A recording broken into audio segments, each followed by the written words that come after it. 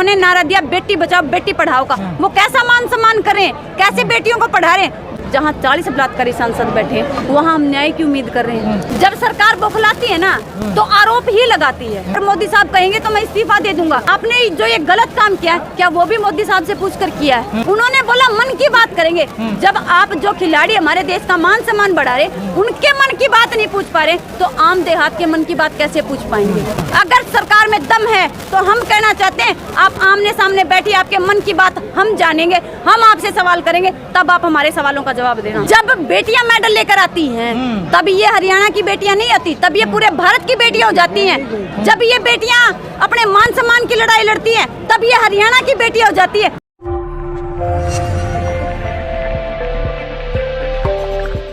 सबसे बड़ा सवाल सरकार से पूछना चाहती हूँ, क्या आप जब हमारे लिए कोई नियम कानून लागू करते हैं आप हमसे पूछते हैं?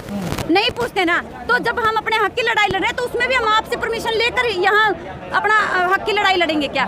सबसे बड़ा सवाल यहाँ सरकार प्रशासन के लिए, मोदी जी के लिए, उन्होंने नारा दिया बेटी बचाओ बेटी पढ़ाओ का, वो कैसा मान सम्मान करें, कैसे बेटियों को पढ़ा रहे हैं? जो बेटियां देश के लिए मेडल लेकर आ रही हैं, विदेशों में हमारा देश का नाम मतलब एक परचम लहरा रही हैं, जहां पता चलता है यहाँ पर रेसलिंग के खिलाड़ी हैं। अरे उन बेटियों के साथ जब ऐसा हो रहा है तो मैं ये पूछना चाहती हूँ जो आम देहात में बेटियां हैं उनके साथ कैसा होगा? फिर उन्हें तो समाज में निकलने की इजाजत ही नहीं है। जब इतनी बड़ी बड़ी बेटियां इतना जिन्होंने देश के लिए सब कुछ न्यौछावर कर दिया उनके साथ ऐसा हो रहा है। और सबसे बड़ी सरकार, इस सरकार में बात, जब जहाँ 40 बलात्कारी सांसद बैठे वहाँ हम न्याय की उम्मीद कर रहे हैं। लेकिन एक बात और कह रहा है कि टुकड़े टुकड़े गैंग के लोग हैं और शाहीनबाग के लोग हैं, ये भी आरोप लगाया जा रहा है। वही बोल रहा है जब सरकार बौखलाती है ना तो आरोप ही लगाती है। आपने कहीं देखा है सरकार को खिलाड़ियों के पक्ष में बयान देते हुए? इतने अगर वो सही हैं, मैं यहाँ पूछना चाहती हूँ सरकार से, अगर बृजभूषण सही है तो आप लोग क्यों चुप बैठे हैं? क्यों नहीं कार्रवाई होने देते? FIR का मतलब होता है इन्वेस्टिगेशन होना। इन्वेस्टिगेशन के बाद अगर आरोपी हैं तब आपको आरोपी बोला जाता है। तो क्यों नहीं होने दिया FIR दर्ज? उसके लिए हमें सुप्रीम कोर्ट का सहारा लेना पड़ता है। और उसके बाद जब FIR होती है तो उन्होंने बयान दिया FIR कट चुकी है, अभी आप जाइए। जब आप सही है तो आपको किस बात का डर है? क्यों बार बार एक बयान दे रहे हैं? अगर मोदी साहब कहेंगे तो मैं इस्तीफा दे दूंगा। अगर यहाँ आपने जो ये गलत काम किया क्या वो भी मोदी साहब से पूछकर किया है?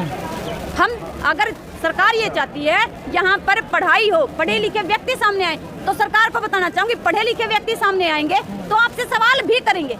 आप उन सवालों के जवाब देने का दम रखें तभी हम आपको ये बोलेंगे। तो प्रधानमंत्री खामोश क्यों है, कुछ बोल क्यों नहीं रहा? वो सबसे बड़ा सवाल हमने अभी आपके चैनल के माध्यम से तो किया। उन्होंने बोला मन की बात करेंगे। जब आप जो खिलाड़ी हमारे देश का मान सम्मान बढ़ा रहे उनके मन की बात नहीं पूछ पा रहे तो आम देहात के मन की बात कैसे पूछ पाएंगे, कैसे लागू करेंगे? उन्होंने सिर्फ एक टैग बना दिया हर चीज का। कहीं पर स्लोगन दिया बेटी बचाओ बेटी पढ़ाओ का, कहीं पर दिया यहाँ पर मन की बात का, कहीं पर दिया उन्होंने डिजिटलता का। तो मैं यहाँ पूछना चाहती हूँ कैसा विकास कर रहे हैं आप, कैसी मन की बात पूछ रहे हैं आप? सबसे बड़ा दुर्भाग्य हमारे लिए क्या है, जहाँ पर पोक्सो एक्ट जिसका ऊपर लगती है उनको मतलब तुरंत कार्रवाई होती है उनके ऊपर, लेकिन उससे बड़ा दुर्भाग्य हमारे साथ जिनके ऊपर आरोप लगे हैं उन्हें तो पुलिस कस्टडी दी जा रही है और जिन बेटियों के साथ गलत हुआ है उन्हें यहाँ खदेड़ा जा रहा है, उनके बाल खींचे जा रहे हैं। एक ही अखाड़ा, एक ही लोग, हरियाणा के लोग, सारी चीजें। जब बेटियां मेडल लेकर आती हैं तब ये हरियाणा की बेटियां नहीं आती, तब ये पूरे भारत की बेटियां हो जाती हैं। जब ये बेटियां अपने मान सम्मान की लड़ाई लड़ती हैं तब ये हरियाणा की बेटियां हो जाती है। सरकार से पूछना चाहती हूँ 17 मेडल आए थे यहाँ पर जिसमें से 16 हरियाणा के बच्चे लेकर आए थे, तब आपने हरियाणा को क्यों नहीं एक टैग दिया भाई हरियाणा के पहलवान है? तब आपने क्यों पूरे भारत का नाम दिया? सबसे बड़ी शर्म की बात, जहाँ धर्मनिरपेक्ष राज्य है वहाँ पर खुद सरकार यहाँ पर जातियों और धर्मों के नाम पर बांटने पर लगी हुई है। अगर सरकार में दम है तो हम कहना चाहते हैं आप आमने सामने बैठिए, आपके मन की बात हम जानेंगे, हम आपसे सवाल करेंगे, तब आप हमारे सवालों का जवाब देना। यौन शोषण का आरोप लगा है, ऐसे में आप बेटी बचाओ बेटी पढ़ाओ के नारा को कैसे देखते हैं?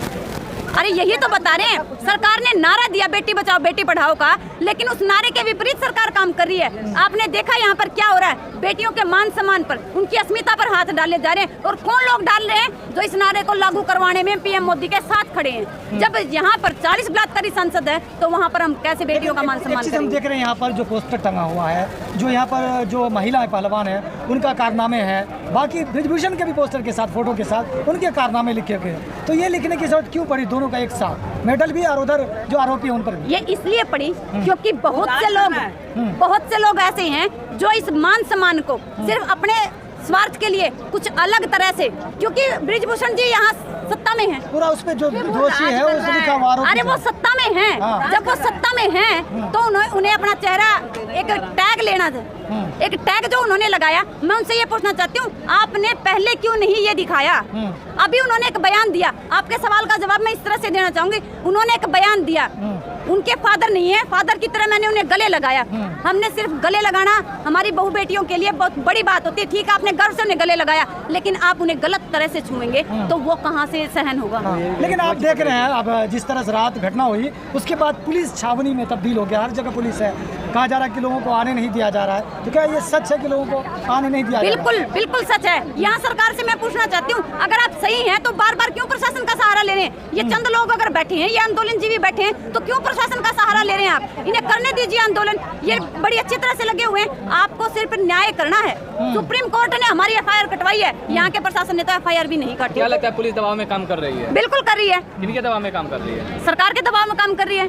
अच्छा। ये बोलते हैं भाई, जैसे ही मतलब हमारे हरियाणा में एक बात है भाई, जिसका खाइए टिकड़ा उसका खाइए गितड़ा। यहाँ ये काम हो रहा है, जो प्रशासन है वो सरकार के दबाव में है, क्योंकि उन्हें पता है अगर आप इनका ऑर्डर नहीं मानेंगे तो आपको टर्मिनेट कर दिया जाएगा। और इन भाइयों को भी मैं बताना चाहूंगी, भाई यह सरकार है, इतने ही तम हो, उसके बाद तुम्हें भी रोडों पर बैठा दिखाएंगे हम। इसने हर एक विभाग को तो बेच दिया है, सरकारी कौन सा छोटा है, इन्हें भी रोडों पर ऐसे ही आना पड़ेगा। हरियाणा में लगभग 25,000 पद जो वो प्राइवेट कर दिए सरकार ने, देखना आप आने वाले समय में वो भी आंदोलन। क्या संकेत है फिर एक बड़ा आंदोलन का, किसान आंदोलन की तरह? देखिए, यहाँ एक बड़ा संकेत सरकार के लिए ये है, या तो आप अपनी हरकतों से बाज आ जाएं, ना तो ऐसा ना हो जैसे किसान आंदोलन में 13 महीने हमने आंदोलन लड़ा। सुबह 5 बजे उठकर PM मोदी साहब ने हाथ जोड़कर माफी मांगी, भाई मैं इन कानूनों को समझाने में असक्षम रहा। वही मुद्दा यहाँ ना हो जाए, लोग और भाईचारा पहले से ही इकट्ठे हैं, और ऐसा ना हो बृजभूषण जी बाद में हाथ जोड़कर माफी मांगे, भाई मुझे माफ कर दीजिए, मैंने गलतियाँ की हैं।